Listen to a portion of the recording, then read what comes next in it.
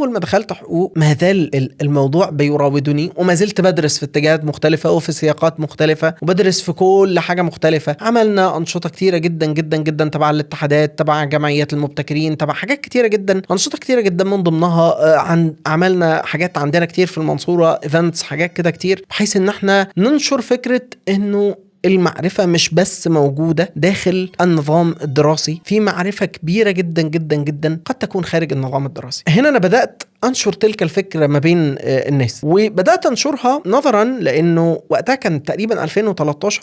كنت شفت دراسة وقتها، أنا مش فاكر اسم الدراسة ولا مش فاكر اسم الجامعة المصدرة الدراسة، بس ممكن تدوروا عليها. فكرة أنسب دراسة كانت بتتكلم على ما افتكر، يعني موضوع قديم، بس كانت بتتكلم على أنسب طريقة إنك تعمل بيها، انك تركز فيها على المعلومة او يعني انك تفهم فيها معلومة. بيقولوا انه من افشل الطرق انك تقعد تقرأ وخلاص.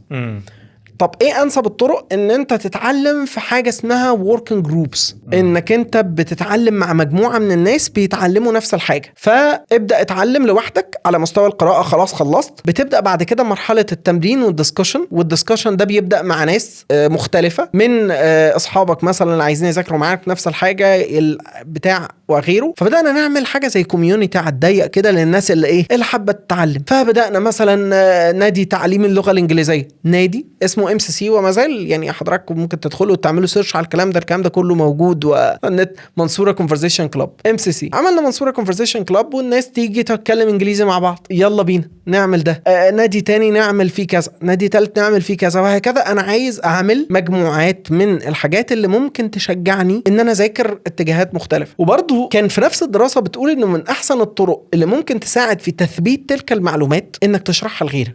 وبناء على كده بدأت ان اشرحها لغيري تلك المعلومات. حافظ لي معلومتين اطلع اقولهم مع اي حد، والناس موجودة وتسقف لك وشكرا جزيلا. طبعا كنا مبسوطين بالزهوة ديت، وخاصة بقى انت عامل كولكشن رهيب جدا جدا جدا من تلك الخبرات اللي انت جمعتها في ثانوي لما كنت بتطفش. بالتالي انت بالنسبة للناس اللي لسه خارجين او اللي لسه في جامعة، انت تنين خارق. انت ذاكرت ده امتى؟